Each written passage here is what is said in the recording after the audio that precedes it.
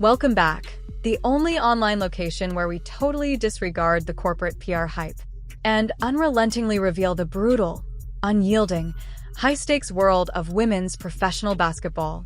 Pay close attention to what I have to say because there is an unavoidable, harsh reality about the professional sports industry.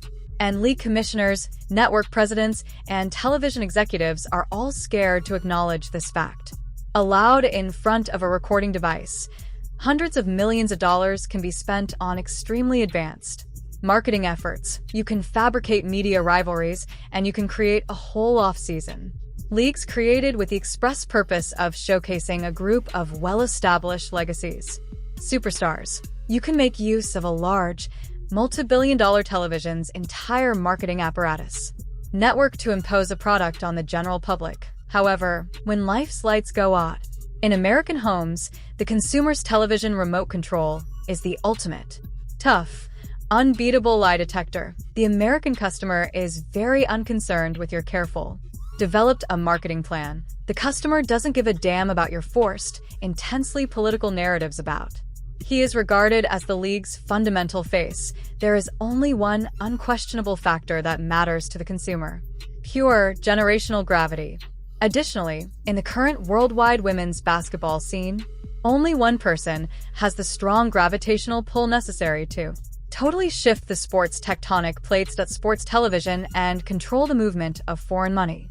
Today, we don't deal with courteous opinions. Subjective emotional basketball analysis is not what we deal with. Or trivial arguments on social media that we are just working with the hard, cold, and mathematically indisputable reality of corporate power and television ratings, the official viewership figures for the national. The raw statistics from the team's FIBA World Cup qualification matches has finally been made available. Is simply a disastrous paradigm-shifting wake-up call for the veteran establishment as a whole. On True TV, they're in. And to nobody's surprise, you look at the average unrivaled game, Caitlin Clark more than triples unrivaled. TNT said, man, I'm getting this Caitlin Clark stimulus package one way or another. The pundit gets it exactly right. The stimulus package for Caitlin Clark is more than just a trending word meant to encourage interaction on social media. IT has a lot of documentation. Economic truth that can be demonstrated quantitatively and is currently supporting the financial sustainability of whole networks of television. Really profoundly comprehend the numbers' terrible ridiculousness that the Nielsen numbers have just officially reported. We must carefully determine the context. We must have a really awkward and brutally honest discussion about the state of television transmission today. About Unrivaled, the public was forcefully marketed Unrivaled as the ultimate, exclusive off-season vacation. For the world's best players, IT received substantial support from large private equity investments. It received pricey, high-end television and was mercilessly advertised on all media platforms. Property on the main TNT network, IT included nearly every well-known, well-paid legacy brand in the basketball as a sport for women. Nearly the unrivaled roster contained precisely one obvious, indisputable absence. And just one particular omission alone revealed the complete vulnerability of their entire business. Despite the extremely intense promotion in its second year of operation, the primetime programming slots, Unrivaled experienced a huge, utterly catastrophic viewership despite the star-studded veteran rosters. Collapse on television around the country. Not only did the ratings decline, but they plummeted a startling 40% from the previous year. The massively sponsored league scraped all of the games that were aired on the enormous platforms of TNT and True TV, the very bottom of the broadcasting spectrum, with an average of slightly more than 120,000 viewers. That is not a small setback.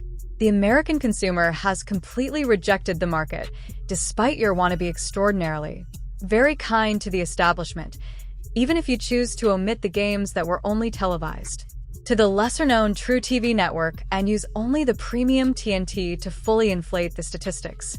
Transmissions, the average number of viewers is a pitiful 156,000.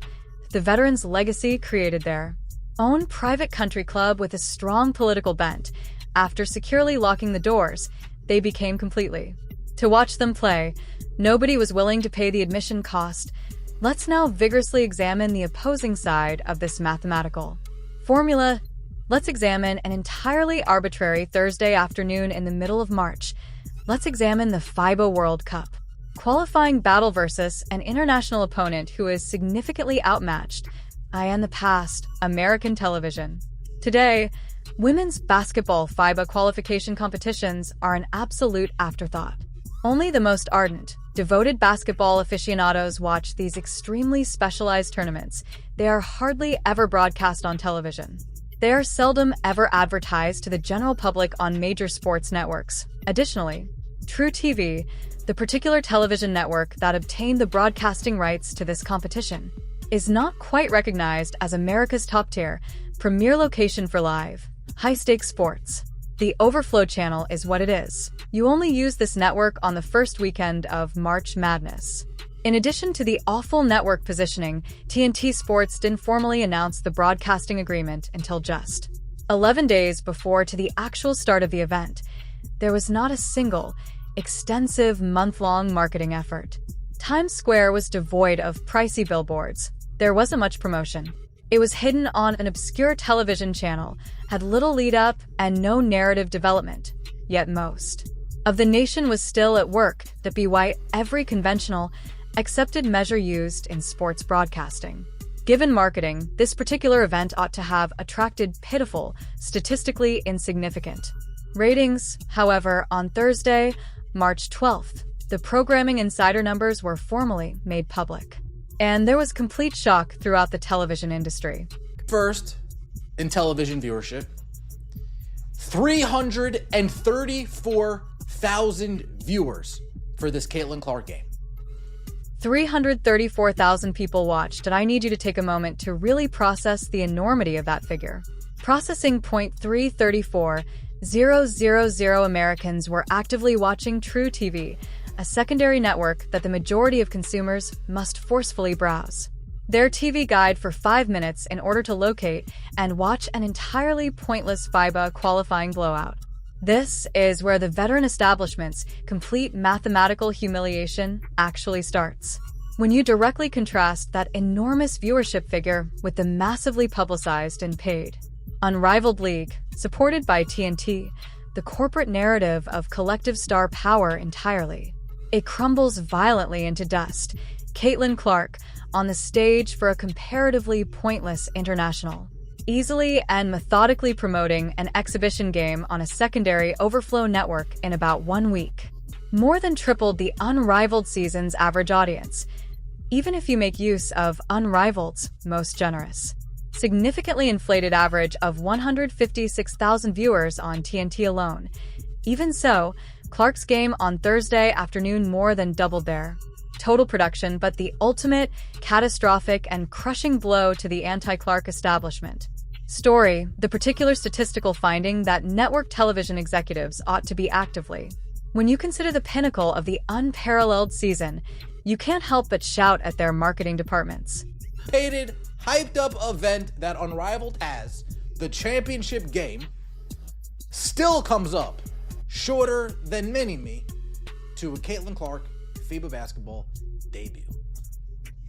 On TNT, you fall short. The ultimate high point of their entire corporate season was the unparalleled championship game, the most awaited, extremely anticipated event with the greatest athletes that the alternative league might be able to develop. 314,000 people saw their complete repertoire, which was simultaneously televised on TNT and True TV to increase their reach. Viewers in a totally arbitrary FIBA qualification, Caitlin Clark made her senior national team debut and mathematically won the title. A professional league's full game, she mercilessly defeated 20,000 viewers in their ultimate peak event, while using a far smaller portion of the advertising on a much inferior television network. Spending plan. For the whole sports broadcasting industry, this is the ultimate, indisputable truth serum. A comprehensive examination of the U.S. national team's roster reveals a carefully chosen group of athletes who played in the top league virtually exclusively. Angel Reese, Ryan Howard, Chelsea Gray, Paige Buckers, and Kelsey Plum were all present in person. They are all outstanding, elite athletes in their own right. However, when the ratings were unmatched, they were all performing together. Dramatically fell by 40% to little over 100,000 viewers. The same players then donned a Team USA uniform. The lone player who missed the unparalleled experiment joins them on the hardwood. And the TV ratings violently soared to 334,000 right away. A degree is not necessary at all in sophisticated applied statistics to solve this particular equation. The players from the past who are already did not unexpectedly find a sizable, intensely interested new audience on the television screen. The audience only showed up to observe the oddity. The crowd came to witness the undeniable point guard. The audience came in particular. For Caitlin Clark, the TNT execs are in a complete condition if they have any real commercial acumen at all. Of corporate hysteria at the moment, they are fully aware of the type of creature they are dealing with. They were perfectly aware that it would cost millions of dollars to bury this FIBA tournament on True TV. Miscalculation. If a totally arbitrary True TV Thursday afternoon qualifier with no promotion at all can pull in 334,000 enthusiastic spectators with ease, what would happen if the same game were to appear on the main TNT network during prime time? What would happen if they truly applied the enormous multi-million-dollar marketing weight of behind it, the whole Warner Brothers Discovery Network? You might easily expect between 650 and 750,000 viewers.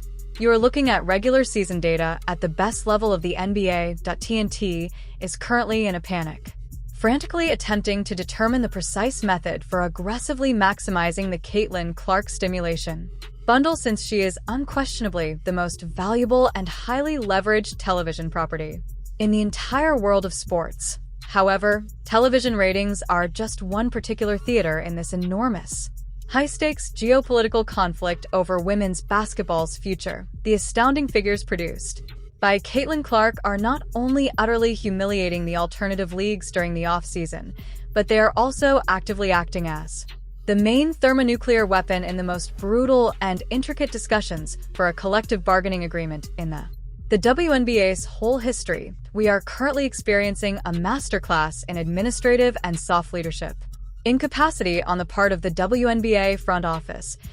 In front of the international media, Commissioner Kathy Engelbert, and boldly set a time frame that was unquestionable. She made it clear that a deal had to be reached by Monday in order to make sure the eagerly awaited 2026 season got underway on schedule. The deadline was portrayed as a strict, unyielding ceiling, an unavoidable moment of reckoning for the Players Association and league ownership. Monday came. Painfully, Monday went by with nothing at all. Pay close attention to the frantic business language that hides the total panic in the background.